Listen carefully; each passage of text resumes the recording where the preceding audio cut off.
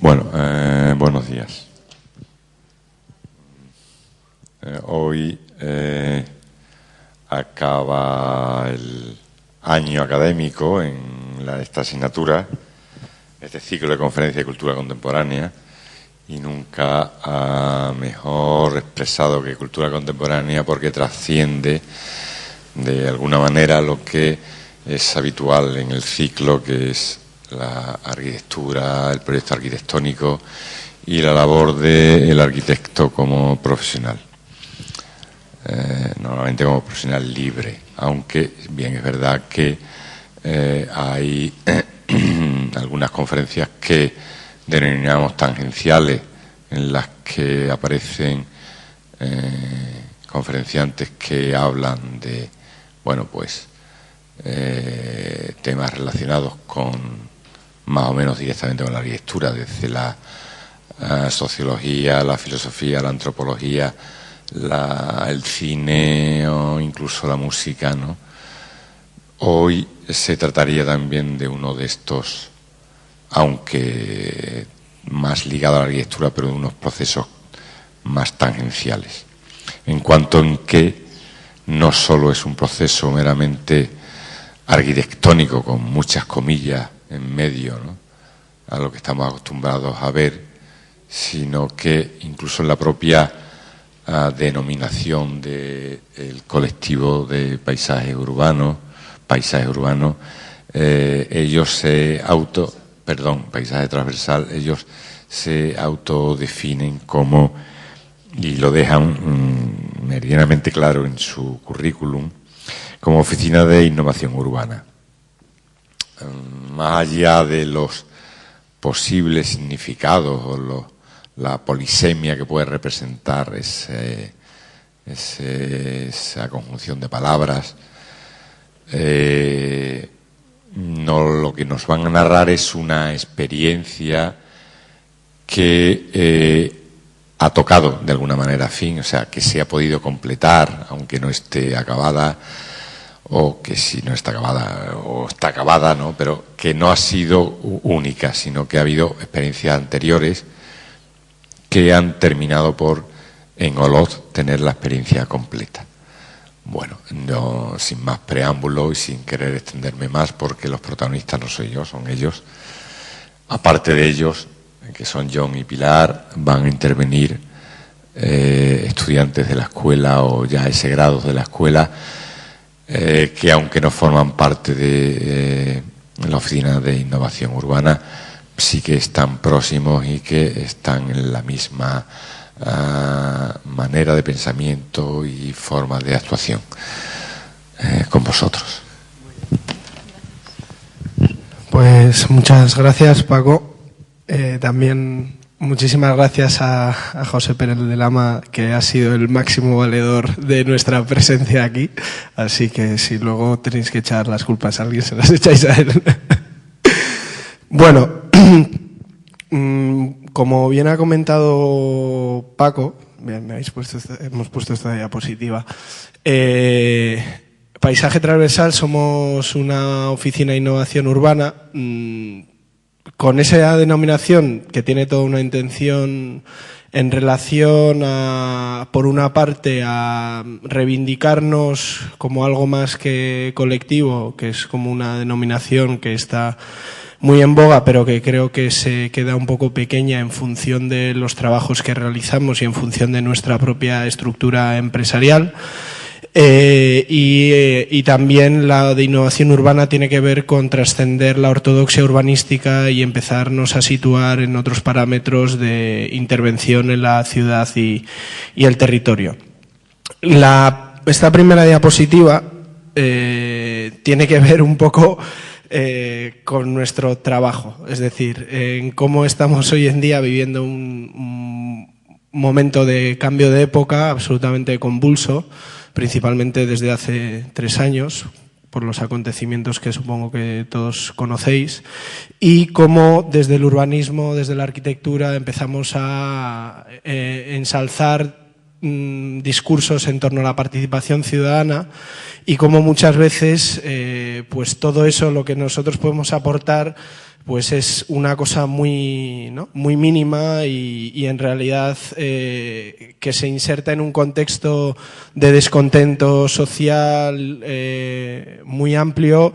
Y bueno, pues que de eso también somos conscientes, ¿no?, y que sobre eso también tenemos que operar. Bien, paisaje transversal, que llegamos aquí después de un recorrido de 7 años y medio, en el que empezamos hace 7 años como blog de reflexión crítica sobre el territorio y la ciudad. Empezamos cuando éramos alumnos.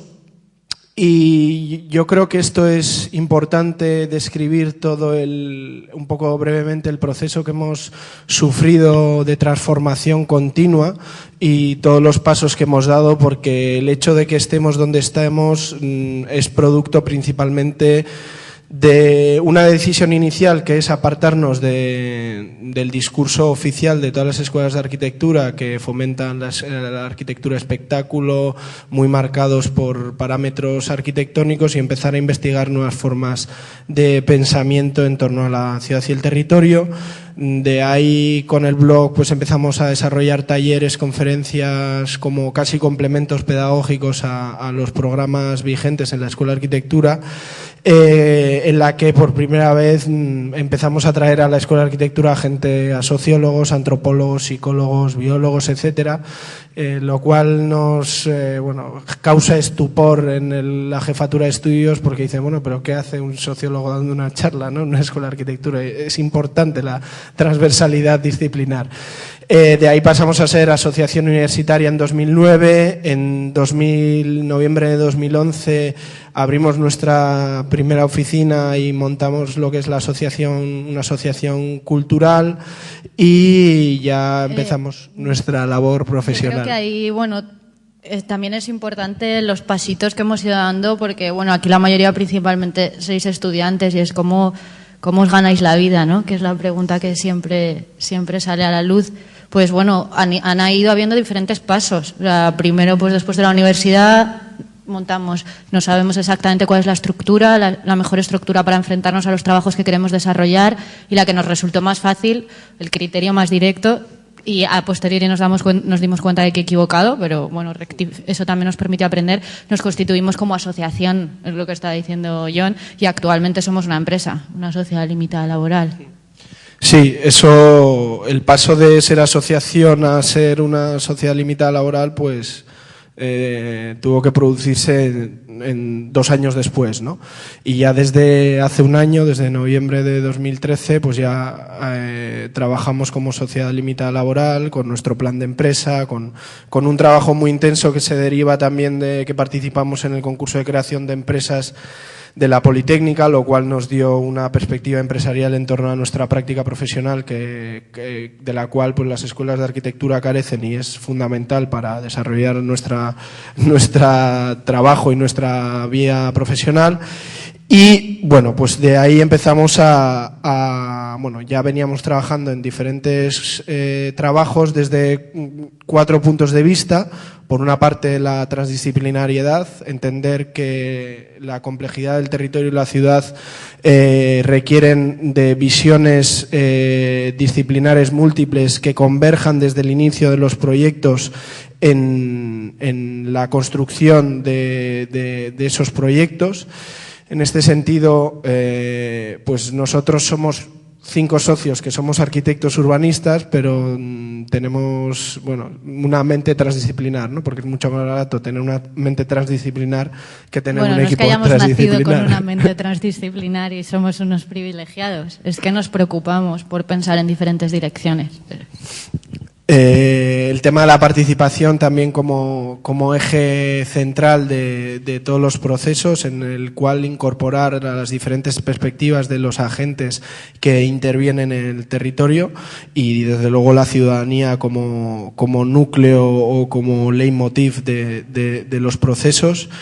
una apuesta radical por la ecología, en el cual pues estamos en un momento en el que creemos que no podemos hacer sino esta apuesta teniendo en cuenta pues la grave situación ambiental en la que nos encontramos inmersos. Al final ninguno de los proyectos que nosotros realizamos tiene una componente de nueva obra, ¿no? De papel en blanco. Siempre trabajamos sobre las preexistencias, que yo creo que es un poco lo que gira en torno al concepto de ecología urbana.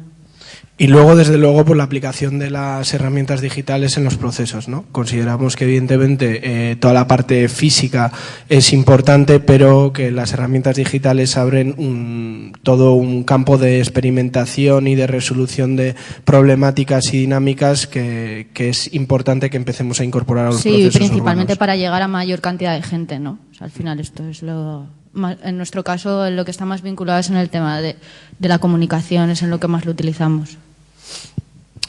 Bueno, en cuanto al modelo de trabajo, lo que tratamos es de trabajar desde una perspectiva intersectorial de los 3 grandes grupos de agentes que operan sobre la ciudad: ciudadanía, administración pública, empresa privada, o más bien ampliando su significado como proveedores de servicios, proveedores de conocimiento, como pueden ser las universidades o las entidades científicas, que cada uno de estos grandes grupos de agentes pues tiene sus lenguajes, sus necesidades, sus intereses, y de lo que se trata es de ocupar una posición central de facilitación entre las relaciones entre estos grupos de agentes para recibir información y traducirla e implementarla en un marco integral en el cual yo creo que desde la arquitectura y el urbanismo tenemos mucha capacidad de manejar y gestionar información compleja para luego traducirla en diseños concretos que respondan a las diferentes necesidades e intereses de los grupos de agentes. Para eso desarrollamos una metodología que es una metodología empírica basada en nuestra propia práctica del día a día, ¿no? Que vimos la necesidad de articularla en estos canales de acción, porque veíamos también la necesidad de que todos aquellos procesos en los que estamos involucrados poder replicarlos en otros contextos. Los canales son difusión, ciudadanía o colaboración y proyecto participativo. Cada uno puede desarrollarse de manera independiente, pero lo suyo es que converjan de manera transversal en los proyectos y tiene que ver, pues se ocupan de diferentes aspectos del proyecto, ¿no? De los procesos. Sí, de forma natural en nuestros proyectos siempre aparecen los 3. Lo que ocurre que a la hora de contarlo es importantísimo puntualizarlos y diferenciarlos. Es cierto que son canales que van en paralelo, que se cruzan, que hay acciones que son de difusión y de ciudadanía, que el proyecto participativo implica difusión y ciudadanía, pero que si no las explicitamos y las diferenciamos, es muy difícil que la contraparte, digamos, con quien desarrollamos el trabajo, ponga la suficiente importancia y los recursos necesarios para desarrollar las 3 cosas. Bien, otra de las cuestiones que tiene que ver con un tema que consideramos que es vital, que es el del rigor profesional, porque creo que muchas veces tendemos a adolecer de ese rigor y de incorporar metodologías y herramientas que realmente respondan y den soluciones reales a las problemáticas urbanas. Es esta herramienta de los indicadores participativos, que bueno, luego también vuestros compañeros de la escuela van a explicar cómo han tomado este ejemplo y han desarrollado una herramienta que tiene mucho interés, que es, por una parte, el cómo vinculamos la parte técnica y cuantitativa de la sostenibilidad urbana, que veis un poco en este esquema en la parte de la izquierda, con la parte de la información cualitativa proveniente de la ciudadanía, y cómo gestionamos ambas perspectivas y las mezclamos para plantear estrategias de intervención. Sí, al final los procesos urbanos, que son tan complejos y en los que normalmente hoy en día imperan, hace falta indicadores para saber cómo están las cosas actualmente, cuál es la fotografía de inicio y también para valorar a posteriori los beneficios que se generan. Está muy desarrollado en el campo del urbanismo, el urbanismo ecológico, y cuáles son los indicadores de sostenibilidad, cuáles son los valores óptimos, cuáles son los estándares a los que hay que llegar, pero cómo llegamos a ello es la complejidad en la que entendemos que o introducimos el filtro de la participación ciudadana o es muy complicado que se lleguen a esos estándares. Incluso la persona que sea más purista desde la visión ecológica puede llevar a cabo una intervención que desde la perspectiva ciudadana todavía no está asumida, no está aceptada y no va a llevar al nivel de beneficio que tenías planteado. De ahí que entendiésemos que era importantísimo llegar a ver en qué estado está lo técnico y en qué estado está lo que responde a la ciudadanía. Para que os hagáis un ejemplo básico que siempre lo venimos poniendo y que luego desgraciadamente se cumplió, es la idea de, por ejemplo, imaginémonos que para mejorar los niveles de CO2 de la atmósfera de un barrio decidimos quitar plazas de coches para poner árboles. Bien, pues ahí seguro que tenemos un conflicto con los vecinos muy importante y de hecho ha sucedido, ¿no? El caso de Gamonal, el detonante de Gamonal, tiene otras cosas, pero tuvo una relación en cómo la transformación de un eje a nivel de movilidad produjo un conflicto ciudadano muy importante que evidentemente tenía otras causas detrás, ¿no? Pero que sí que tenemos que empezar a no ser maximalistas en los temas de la sostenibilidad, sino entender que hay otras perspectivas y cómo podemos también empezar a sensibilizar a la ciudadanía para incorporar o implementar soluciones sostenibles en las ciudades y en el territorio. En cuanto a cómo forma parte el trabajo de recopilación de la información cualitativa, tiene que ver con los diferentes tipos de emisor, el tipo de información que emiten y los diferentes, pues si es positiva, propositiva, negativa, si lo dice una mujer, lo dice un hombre, lo dice un anciano, un niño, una niña, y cómo se relacionan con los indicadores cuantitativos. Con todo esto se genera una serie de mapas que nos permiten establecer jerarquías en los temas a cometer y también vislumbrar los puntos conflictivos sobre los que es necesario trabajar desde una perspectiva más de sensibilización o de trabajo social, ¿no? Y pues cómo empezamos a cruzar esta información para generar todos estos mapas y generar estrategias o priorizaciones de estrategias de intervención en los procesos. Bien, dicho esto, veníamos a presentar un poco, igual así un poco chapa, veníamos a presentar este proyecto que es Sumen desde els barris en San Miquel, en un barrio de Olot, y este es un proceso de regeneración urbana participativa e intersectorial dentro de la administración pública para plantear estrategias de mejora empezando desde el barrio de San Miquel en Olot, también luego tratar de replicarlas a otros barrios de la ciudad a través de las mitologías. Es interesante el inicio del proyecto porque internamente el grupo político se plantea en un momento dado qué es lo que deben hacer. Si primero hacer participación, si primero hacer un diagnóstico para ver cómo intervienen en un barrio en el que había demanda desde la población asociada, que son quienes normalmente lideran los procesos de cambio. Y en ese momento es cuando se encontraron de casualidad con nosotros, no tan de casualidad porque al final tenemos relaciones con el Observatorio del Paisatge de Girona y a partir de ahí fue en el momento en el que nosotros vamos y les decimos esto va de hacer las cosas a la vez, no es primero lo técnico, luego lo ciudadano. Se quedaron un poco perplejos de esto cómo lo hacemos, es más, les propusimos que hiciésemos internamente con la participación de los técnicos del ayuntamiento, que nosotros les guiábamos en el proceso y yo creo que finalmente esta fue la clave. Ellos entender que podían apropiarse de una forma de hacer que no iba a ser exclusiva de un barrio, sino que se podía replicar en otros barrios y para nosotros era una oportunidad de desarrollar un proceso completo, porque puede que sea el proyecto en el que de verdad hasta la fecha hemos podido empezar desde el principio y todavía no está finalizado, pero que un proyecto de regeneración como nosotros concebimos y que el resultado, nosotros desaparecemos el próximo enero, pero la programación que veréis al final va a estar programada a 8 años vista, lo cual va a ser un proyecto que como debe ser, ¿no?, la transformación urbana, que es un proceso largo. Sí, bueno, en realidad igual como entresijos de que os puedan interesar de cómo se accede a un proyecto de estas características, tiene que ver con... Te invitan a dar una charla en el Observatorio de Paisaje de Cataluña, viene el gerente del ayuntamiento, te dice qué interesante, vas a Olot, tienes una reunión, te dice pero vosotros qué hacéis, nosotros tenemos este problema, ¿cómo lo podemos solucionar?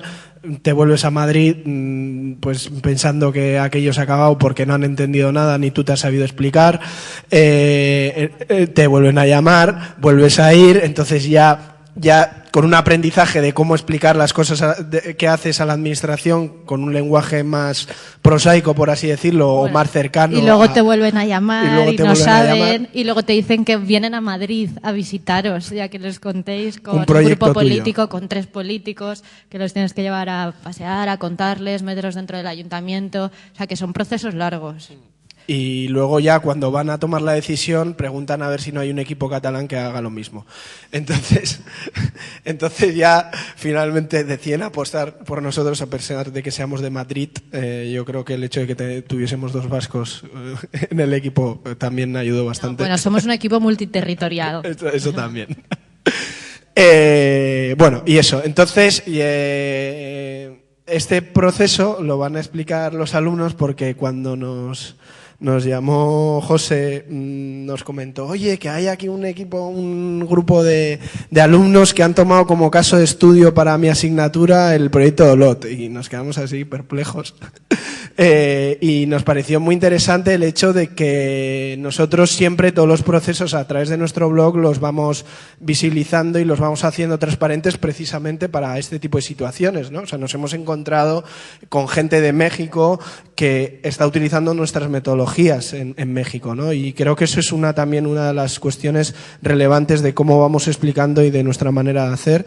Y entonces, bueno, nos interesaba mucho que aquí los compañeros explicasen pues cómo lo han visto ellos y nosotros vayamos haciendo... Sí, que aquí es la primera parte, lo que al final os hemos contado un poco de los 3 canales a través de los cuales trabajamos, que luego hay una primera fase de diagnóstico participativo para luego pasar a la propuesta participada. Esta parte del diagnóstico, el cruce de información y los indicadores que hemos utilizado es un poco lo que nos han sorprendido ellos ahora hace un ratito, que pues bueno, que parece que la información que contamos se entiende y encima da la posibilidad de que se creen nuevas herramientas, lo cual está muy bien. Bueno, en primer lugar, muchas gracias a John y a Pilar por proponer que pudiéramos participar en el salón de actos con nuestros compañeros de la escuela, y bueno, gracias a todos también por venir. Nosotros empezamos a hablar en historia con nuestro profesor, con Pérez de Lama, acerca de varios temas de la ciudad que nunca se han visto, no hemos visto nunca en la asignatura de urbanismo. Y teníamos 2 temas muy importantes, que eran el empoderamiento ciudadano y la gamificación como herramientas para mejorar la ciudad.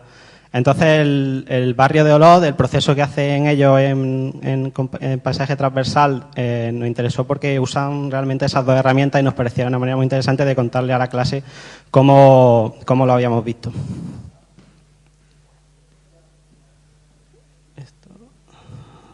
Bueno, vamos a empezar.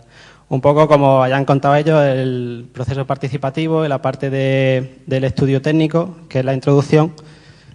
Y bueno, empezamos viendo una de las actividades que nos llamó la atención, que es en la Plaza San Miguel, que realizan una maqueta. Ahora veremos más imágenes, que se realiza una maqueta del barrio.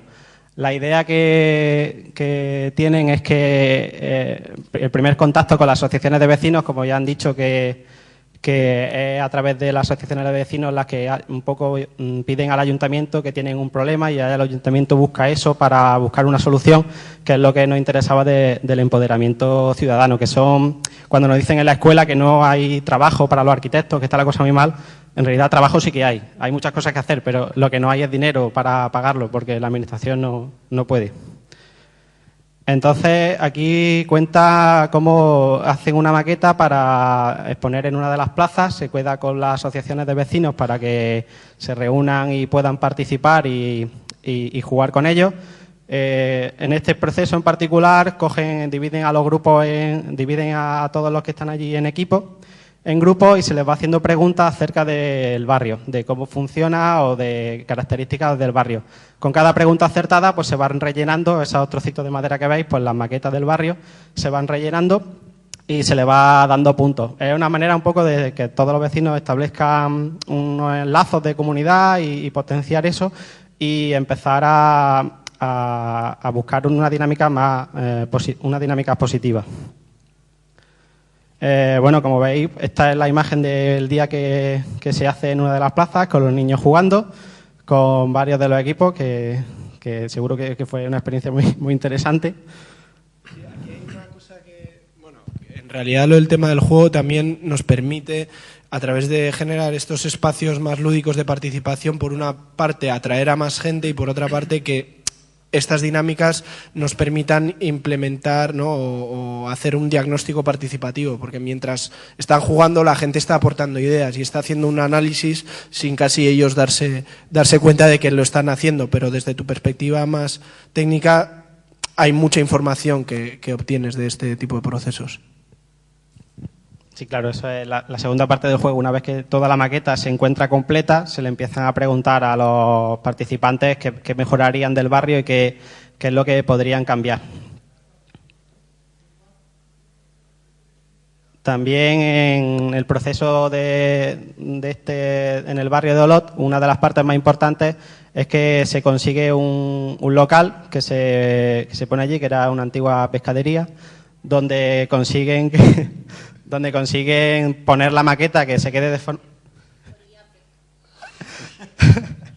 Consiguen poner la maqueta de modo que se quede como punto fijo, que eso ayude a que el vecino, si en algún momento no ha podido participar en los procesos puntuales que se han desarrollado en un determinado horario, pues puedan pasar por allí, informarse y también seguir pidiendo la información para esos indicadores participativos y seguir recabando información para mejorar las propuestas.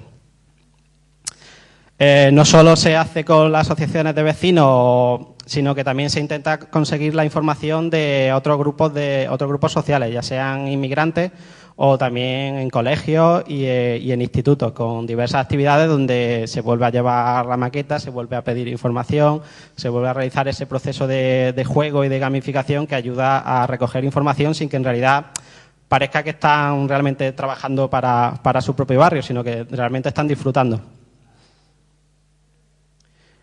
Esto es otra actividad que se plantea porque, como habéis visto en la foto, el paisaje del barrio de Olot pues sí es bastante interesante, como está dentro de un valle, y se planea un mapeo con distintos vecinos, con distintas asociaciones, para un poco dar a conocer el barrio, de modo que no se conozca solo a mis vecinos y a mi manzana, sino que sepa los valores que pueden tener y, digamos, un poco informar al resto de vecinos de las virtudes que tiene el barrio y mejorar la identidad y que se vean identificados con su zona. Esta es una de las actividades que se hace en los colegios, donde a través de una serie de dibujos y de cómics se le va pidiendo a los alumnos que cuenten un poco día a día cómo ven ellos la vida en el barrio de Olot. Otra vez pues vemos otro proceso donde se le está jugando con ellos, donde se le está consiguiendo, donde se les pide información, pero no son... Lo más interesante de todo esto es que no son las típicas encuestas donde te paran y te preguntan acerca de qué es lo que te interesa, qué es lo que no te interesa, qué es lo que vemos en los procesos de participación ciudadana en los planes de urbanismo, que al final se reducen a una encuesta y no hay un proceso que pueda hacer más divertido, sobre todo para que se consiga que participe más gente. Y esta última es la actividad que se hace también con otro rango de edad, con los institutos, porque para seguir teniendo ese tipo de información. Ya creo que era la página. ¿Seguimos por aquí? Bueno, nosotros al final, todo este trabajo que hemos visto de investigar un poco y de aprender del trabajo que hace en Paisaje Transversal que nos ha interesado, a partir de ahí pensamos en desarrollar algún tipo de aplicación o de página web que pudiera funcionar para recopilar ese tipo de información y relacionarlo con la gamificación y con la participación ciudadana. Como referencia teníamos una página web en Londres que se llama Fix My Street, que tiene un código abierto que puede utilizarse para programar y hacerlo en otros países y otras actividades como Arregla mi calle en Barcelona y Arregla Sanse. Entonces, en principio, las páginas funcionan un poco pidiendo información al usuario, sobre todo para saber rangos de edad y de dónde vive. Y la idea es ir pidiéndole información, un mapeo donde pudiera señalar puntos donde crea que la ciudad puede mejorar. En otras páginas que hemos visto y habiendo estudiado los indicadores participativos, nos parecen una herramienta que es muy interesante para filtrar esa información y conseguir organizarla un poco mejor. Entonces, partimos de que nos queremos usar sus indicadores participativos para que sean los usuarios los que vayan marcando un poco ese tipo de información. Sí. Uno de los motivos principales por los que cogimos esto para desarrollar el tema de la gamificación era que vimos como que era necesario una implicación de los ciudadanos, ya no con lo que se fuese a hacer, sino los ciudadanos entre sí.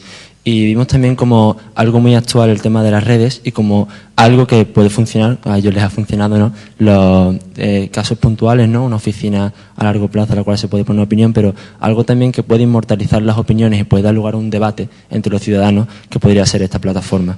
Entonces, al final no es un juego, pero el hecho de que tengas algo que puedas hacer desde tu casa, que puedas encontrarte ahí, que tu vecino ha dicho que no le gusta ese banco, pero a ti sí te gusta, entonces tú le dices, oye, no, oye, sí. O sea, estás añadiendo como ese escalón que no existe en esos planes que se aprueban y parece que los ciudadanos dicen que sí, que no, pero al final da igual, ¿no? O sea, que lo hacen gente que te ha votado cree que va a pensar como tú, pero no, oiga, eso es otra persona. Tú tienes que trabajar con los técnicos directamente si quieres que tu barrio mejore y solamente si tú estás implicado en que tu barrio mejore, tú después vas a cuidar de tu barrio, ¿no? Entonces al final es como un círculo que necesariamente tiene que funcionar así.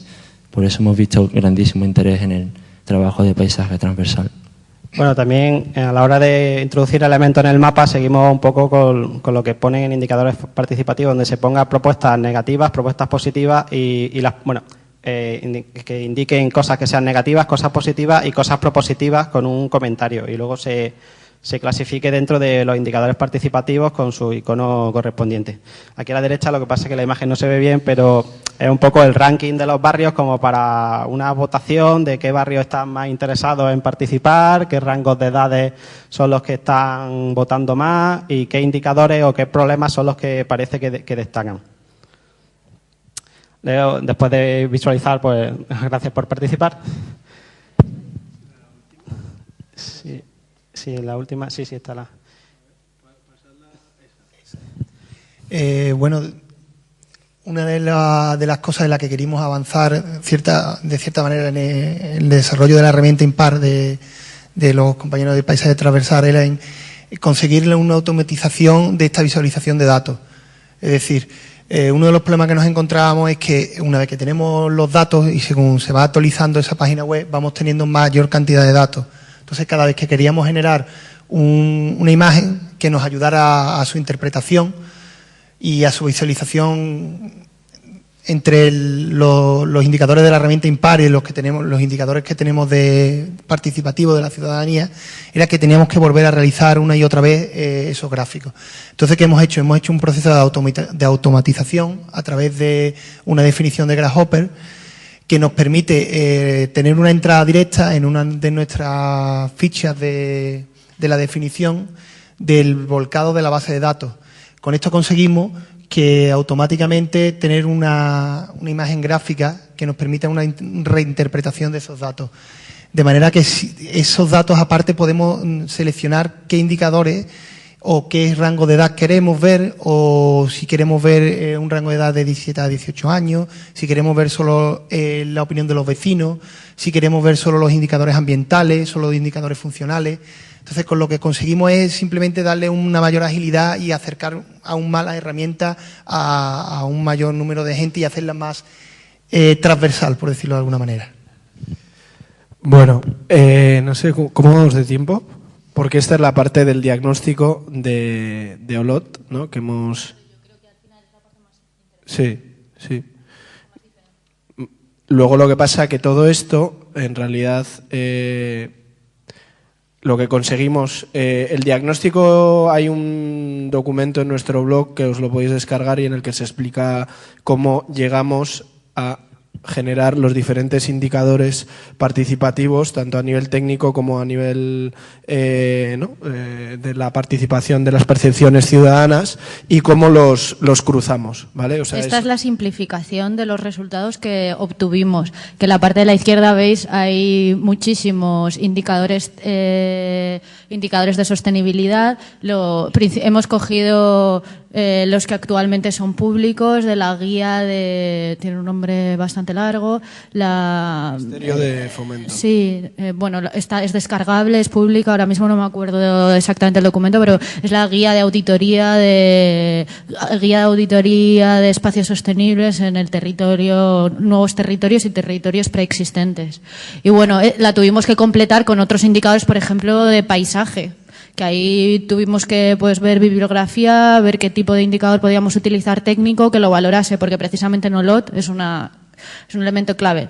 Con esto lo que quiero decir es que la herramienta la automatización es lo que sería tener las tripas es buenísimo, pero no tenemos la capacidad de definir cuáles son los valores, porque estos van a ir cambiando en función del contexto, incluso los indicadores cuantitativos.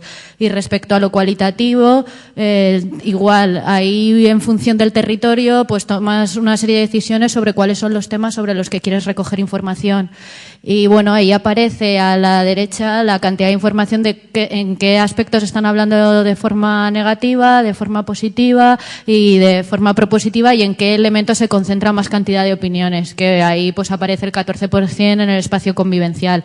Este gráfico en sí mismo, incluso el cruce de información, es algo que no llega a los ciudadanos, ¿eh? Esto también, no tengamos la idea de que una población media, depende evidentemente de cuál sea tu interlocutor, va a tener un acceso directo y va a comprender y va a ser una herramienta de trabajo para ellos. Pero sí es una herramienta de trabajo muy válida para los técnicos y para llegar a negociaciones con los políticos, porque justificas una serie de intervenciones en función de si son todos los colectivos los que están opinando sobre ese tema, si desde la perspectiva técnica vas a conseguir muchas mejoras, vas a reducir consumos, vas a mejorar las zonas verdes, etcétera. Con todo esto, lo que tratamos de hacer, lo que desarrollamos son 2 líneas estratégicas de trabajo desde una perspectiva integral, y sobre esas líneas de trabajo, bueno, hay como una serie de conclusiones de temas a mejorar que se engloban. Pero bueno, yo creo que está bien, o sea, como un poco va a tener el hilo conductor, o sea, lo que extraemos de esa tabla, porque la gente entiende muy bien las visualizaciones, pero sigue habiendo, nosotros nos chocamos de frente, pero el texto es lo que de verdad consigue es que la gente se entere. Entonces, de ese cruce de información en el que ves una tabla, ¿cuáles son los aspectos que salían que son a mejorar? A mejorar son aquellos en los que son tanto negativos, que vemos que en la columna de la izquierda tienen unos valores muy bajos, y que en la parte de la derecha concentran mayor cantidad de opiniones negativas o propositivas. Es decir, que la gente insiste en que lo quiere cambiar. Es decir, que todo sea una para querer mejorarlo. Y ahí aparecía el tema de la movilidad peatonal y ciclista, no está tratada en ese barrio. La vulnerabilidad demográfica es un barrio que ha sufrido la concentración de la población inmigrante, lo cual no es un problema convivencial, pero sí que hay un problema de diferenciación respecto a otros barrios. Luego, el tema de la convivencia en las zonas verdes, no es que no haya zonas verdes, sino que su cualificación está muy por debajo del resto de barrios. En la cuestión del paisaje urbano y el tema del equipamiento educativo también, porque es una de las zonas en las que peor se ha tratado. Estoy metiendo un poco también en cuestiones técnicas, porque a veces también es interesante ver, precisamente creemos que en este proyecto lo que se visibiliza muy bien es que no solamente es un proceso de participación, sino que el proceso se materializa en proyectos a los que estamos acostumbrados a hablar desde el punto de vista técnico. Sí, ahí hay una cuestión también de rigor técnico sobre la participación y cómo cruzarla con los aspectos más de el conocimiento sobre el medio que podamos tener nosotros, que nos permiten, establecer 2 líneas estratégicas, y dentro de esas líneas estratégicas plantear tácticas urbanas que no son otra cosa que intervenciones de bajo coste, rápidas, para que la gente ya vea que hay un resultado tangible de todo este proceso, y que a su vez pueden ser evaluables con estos indicadores para, a través de aproximaciones sucesivas, alcanzar la solución óptima. Digamos que después de esta tabla que habéis visto del cruce de los indicadores, cuáles son los elementos a mejorar, cuáles son los a potenciar y cuáles son los que son controvertidos, es decir, que deberíamos hacer actividades de pedagogía para poder plantear proyectos a futuro, pues salen 2 líneas estratégicas que son las que se consensúan, las proponemos en principio nosotros como resultado del análisis, una más, al final son 2 líneas muy sencillas, una que es trabajar internamente el barrio para que sea más amable, todas las cuestiones estas más de espacios de convivencia, peatonalidad, etcétera, y otra de cara a cómo se inserta el barrio en la ciudad, que es decir, cuál es el planteamiento, qué papel juega este barrio dentro de la ciudad de Olot, porque precisamente lo que tiene es un problema de estigma y abandono en el conjunto de la ciudad. Y a partir de ahí pues se plantean como 4 objetivos. Aquí el proceso participativo, que muy bien han explicado ellos, ha sido más largo y complejo, porque no solamente son talleres, acciones que nosotros planteamos, sino que nos sumamos a actividades que la población ya desarrolla. Esto es un ejemplo de ellos. La primer resultado de volcado de información se desarrollaron las fiestas del barrio y si os dais cuenta esto es una fotografía, estos son unas grandes lonas que estaban colocadas en la caseta de las fiestas. Y eso es unas pegatinas, pues la gente ya iba colocando en los temas sobre los que quería trabajar como resultado del proceso. Ahí nosotros también explicamos el proyecto, o sea, que es continuo. O sea, con la población, al final, los espacios en los que hay intercambio, también nosotros nos hemos dado cuenta que no podemos reducirlos a una tipología. Cada ciudadano responde a un tipo de estrategia. Y bueno, luego lo que pasamos es, bueno, vamos a ir un poco rápido porque creo que ya estamos agotando el tiempo. También un trabajo interno intersectorial con las diferentes áreas de gobierno para plantear, a partir de esas 2 líneas estratégicas, las diferentes tácticas urbanas que se podrían desarrollar. De manera que trabajamos, por una parte, con diferentes técnicos del ayuntamiento que venían de movilidad, de urbanismo, de asuntos sociales, de promoción económica, para ver qué tácticas se podrían desarrollar. También con, bueno, tácticas, estrategias, programas, o sea, ahí también hay una cuestión importante de determinar que a la hora de acometer procesos de regeneración urbana hoy en día, cómo también podemos diversificar las cargas para dotarles, por una parte, de mayor integralidad y de mayor viabilidad económica. Es decir, teniendo en cuenta que igual hay un programa del área de fomento de promoción económica de la ciudad, como si ya hemos establecido un marco integral de actuación, podemos reinterpretar o más o menos acoplar ese programa como estrategia de mejora urbana, ¿no? Y con todo eso y también la participación de la ciudadanía, fuimos generando este mapa en el que se establecían las diferentes acciones que se podrían desarrollar para priorizarlas. Sí, de las propuestas iniciales que veíais ahí en esas 2 pancartas, pues a través del trabajo intersectorial con cada una de las áreas y departamentos del ayuntamiento se trabajaron y se concretaron y se les asociaron, pues si eran intervenciones de tipo espacial, o sea, intervenciones físicas, si eran programas, es decir, temas más asociados con la actividad, o si eran más cuestiones de normativa. También se propusieron cambios en plan general, etcétera. Entonces, este plano nos sirvió también para contar de una forma más gráfica unas propuestas que están a priori agrupadas por objetivos. Es decir, aquí dimos el salto de, bueno, ahora veréis en la leyenda cómo están asociadas a las 2 líneas estratégicas y los objetivos a cumplir, pero en el plano lo que intentamos es estas áreas naranjas, que son la zona intervolcánica, estas 2 grandes circunferencias verdes son 2 volcanes. También esto para que sepáis, porque Olot, si tenéis la oportunidad de ir, es un lugar precioso, un paisaje, todo es parque natural, está protegido y este barrio tiene el privilegio de estar colocado en la única zona intervolcánica. La visión a futuro de la zona del barrio del intervolcánico tenía la idea de tener un gran vial y nosotros lo que hicimos fue redefinirlo. En la zona que veis tramada en verde iba una rotonda. La idea eso es que sea un nuevo gran parque central de la ciudad. Se plantearon zonas de miradores, cómo reducir el impacto de una central eléctrica, que si veis allá arriba.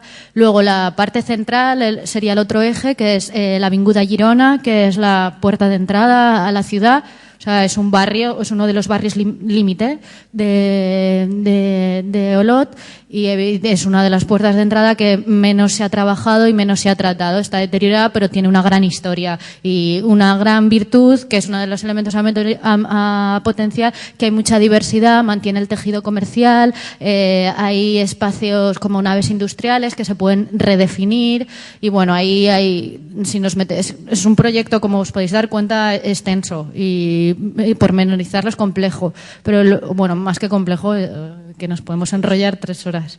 Y luego la parte del Fluvià, que es un río, que bueno, sería como la Macla por el sur.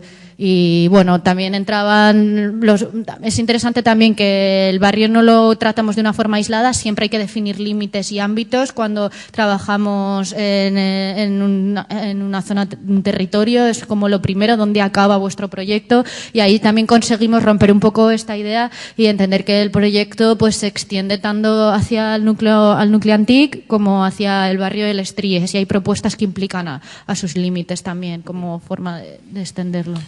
Y bueno, con esto fuimos un poco viendo un taller de priorización de según la viabilidad o no de las actividades, pues fuimos priorizando una serie de estrategias que, como ha dicho Pilar, cuentan con una proyección de 8 años vista, pero mientras tanto nos parecía también en estos procesos que son de largo alcance y de largo recorrido, en los que los resultados no se producen ya, empezar a desarrollar estas tácticas urbanas que ejemplifiquen ciertos resultados parciales y que la gente vea que esa participación que ha tenido tiene una traslación real en la transformación de la ciudad, ¿no? Entonces, bueno, se han planteado dos tácticas urbanas que se han trabajado con la... Que son las que en el espacio de tiempo en el que nosotros hemos estado en el barrio, un poco para trasladarles cómo desarrollar estas intervenciones pequeñas de bajo coste utilizando recursos que existen, porque se da la situación que muy cerca del barrio está situada la Escola d'Art, que es donde se imparten los grados de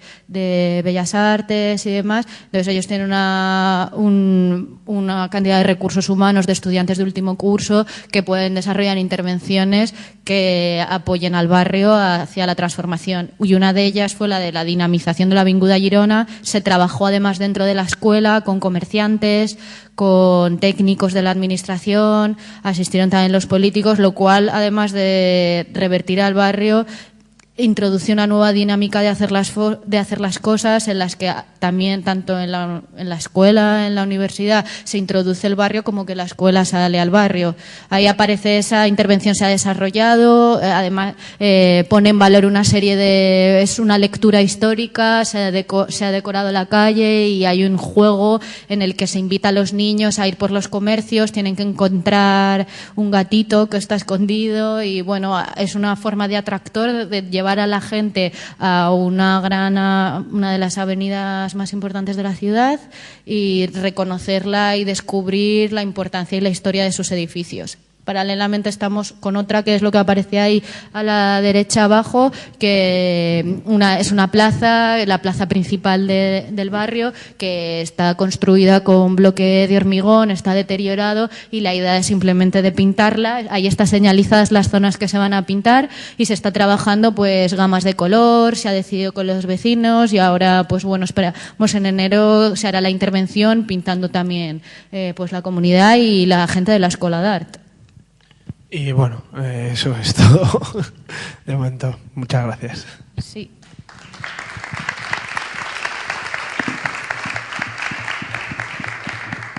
No sé si hay alguna pregunta, os hemos dejado ya fulminados para el resto de vuestros días.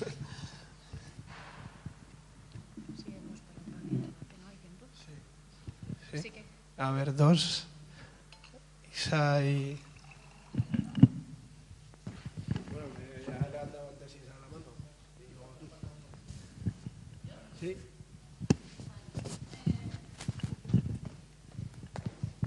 ¿Por qué os bajáis si voy a hablar para los todos? Bueno,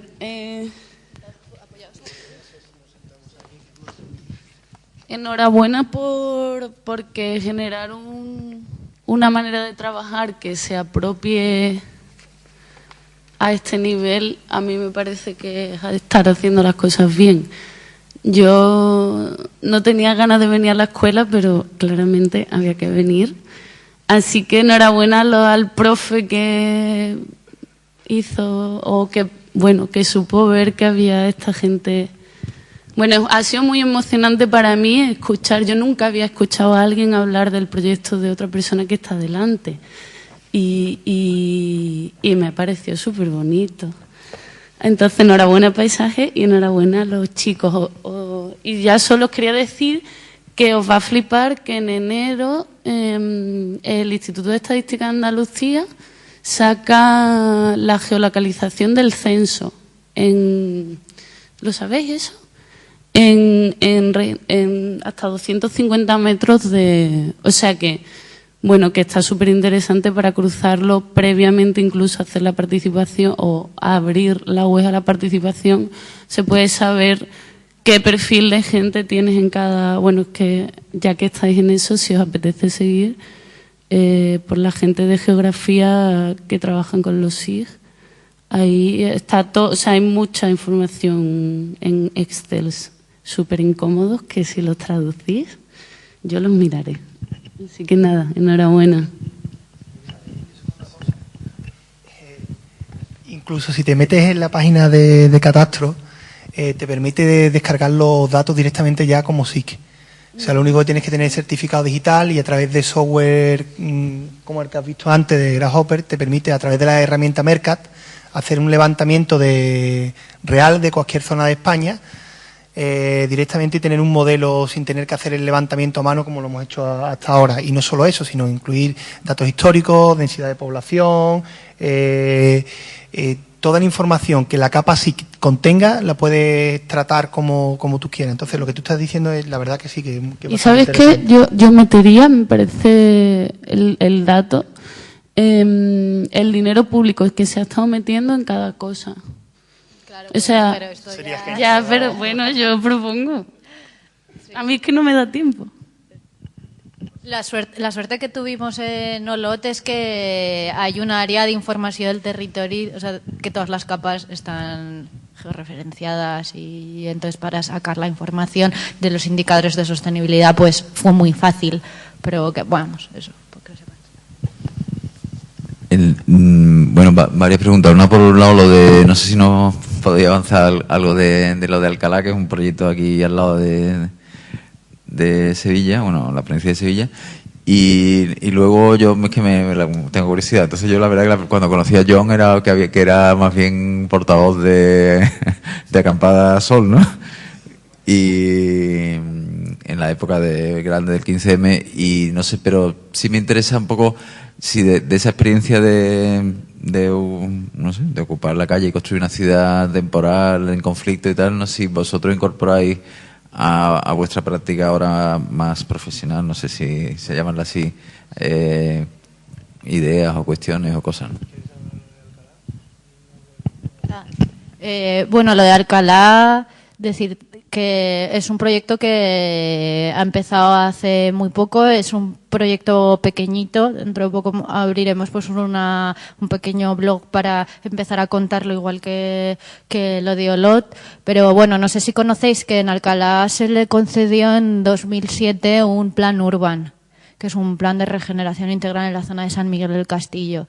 Vamos, mucho dinero que nos ha invertido, la verdad, todo lo bien que se debería haber hecho, que está intentando ahora hacer un sprint y que nosotros entramos en la próloga, que estamos en 2015, que ya no, o sea, que no entran facturas que no entren hasta final de diciembre. Con esto lo que trato es decir que es un contexto realmente complicado en el que ves como un proyecto que podría haber sido bastante transformador ya se le ha pasado el tren y que lo que nosotros podemos hacer es generar una ilusión. El valor que va a tener el proyecto es que es el único proceso que va a ser comunitario, que va a ser una intervención no de regeneración integral, sino de mejora de la identidad visual, se le ha llamado, pero realmente nosotros esto de lo visual lo hemos abierto y es un proyecto de reforzar los valores que tiene ese territorio en esa zona, los valores humanos, los valores físicos, ver si podemos ahí tirar del ayuntamiento, porque también tenemos que es un proyecto que si no tiene continuidad a largo plazo pues va a tener poco éxito, y por el momento pues lo estamos construyendo y aterrizando, porque del dicho al hecho aquí ha sido realmente diferente. Entonces pues bueno, lo estamos adaptando. Y decir que estamos trabajando con Isa, que ha hablado antes, que o sea, que ya va a estar siempre aquí, nosotros vendremos y iremos, pero vamos, que ya fuente de información directa.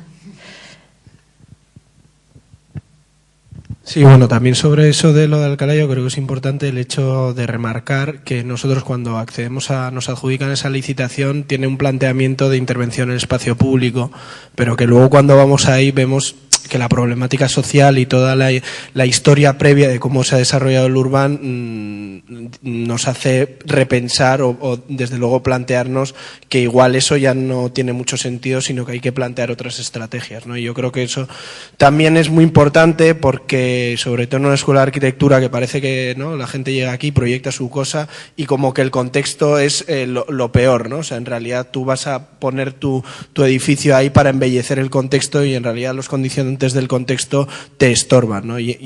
Y creo que hay que tener esa capacidad de leer el contexto y del territorio y esas ideas preconcebidas que puedas tener o esa propuesta incluso que puedas tener, cómo se adapta.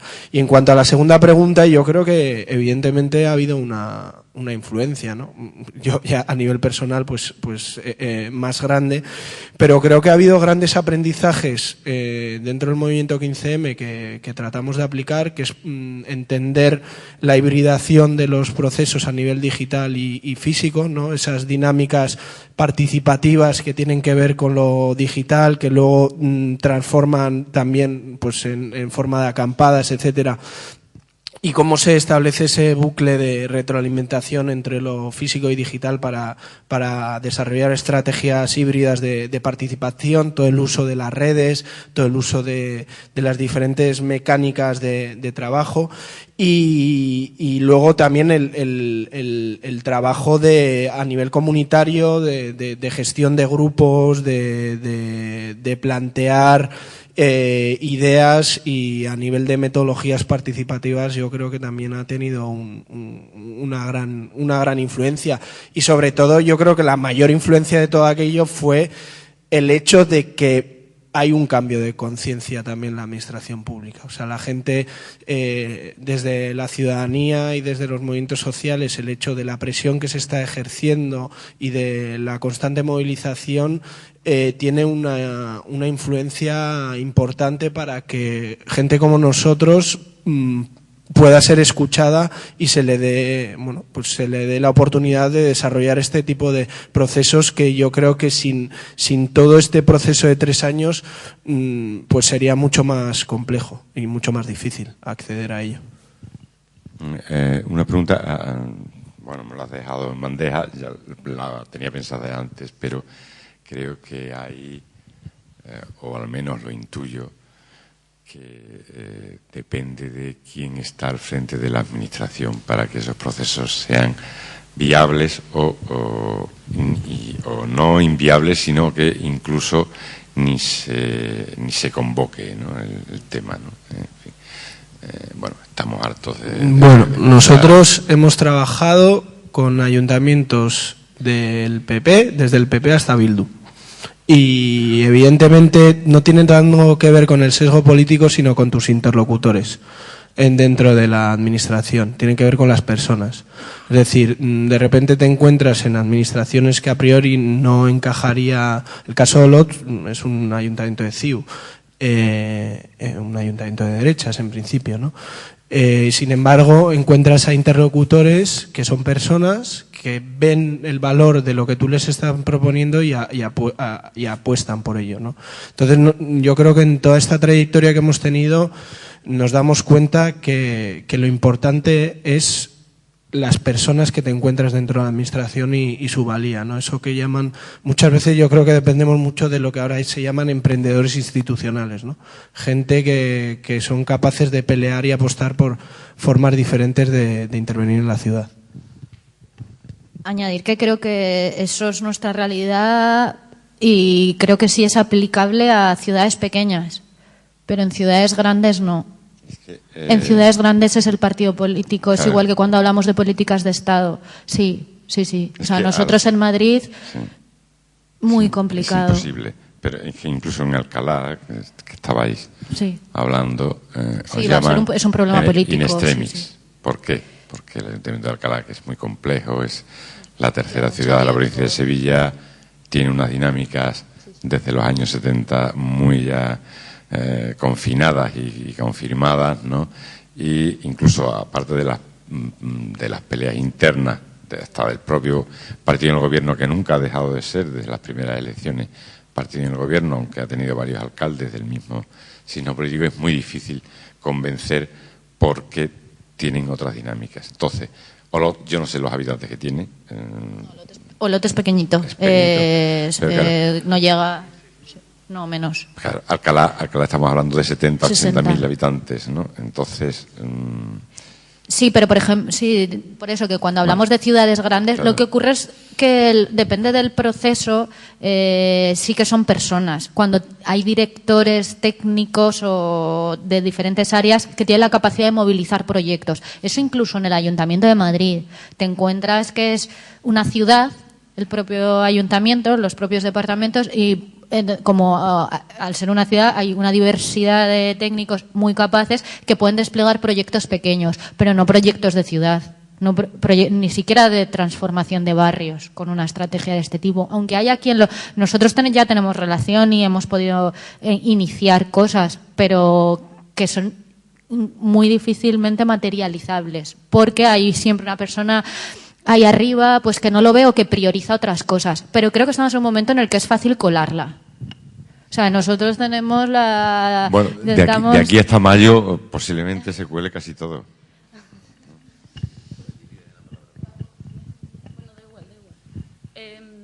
Hay una... ¿No se escucha? ¿Que otra gente quiere hablar? Ah, bueno, claro. Sí, porque no sea un... Toma. Hola, mira, yo no soy estudiante, pero bueno, vengo de...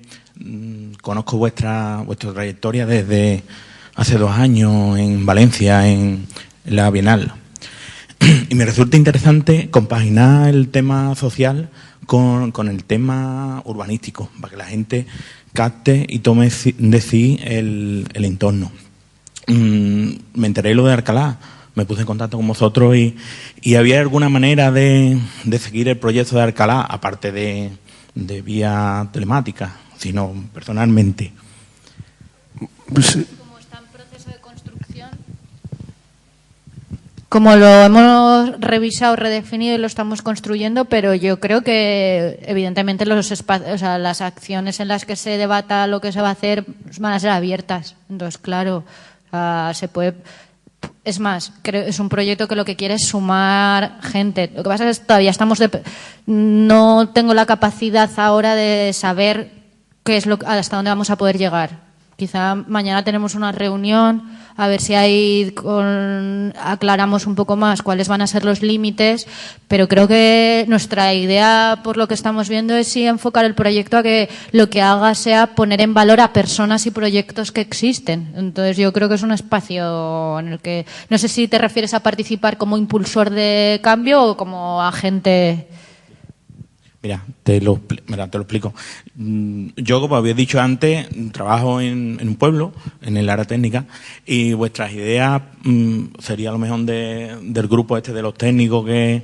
Pero yo no soy político ni nada, ¿vale? La idea mía era extrapolar un poco vuestra metodología a mi pueblo, ¿vale? Hacer el urbanismo, que la gente se sienta de ese parque, se sienta de esa ciudad, de ese acerado, que lo haga suyo, ¿no? Y bueno... Y os he visto cerca y digo, bueno, a ver la metodología que van a utilizar en Alcalá, a ver si se puede extrapolar a mi pueblo. Yo sí, creo que las claves del proceso... ¿Sí? Ah, vale. O lo hablamos después. Vale.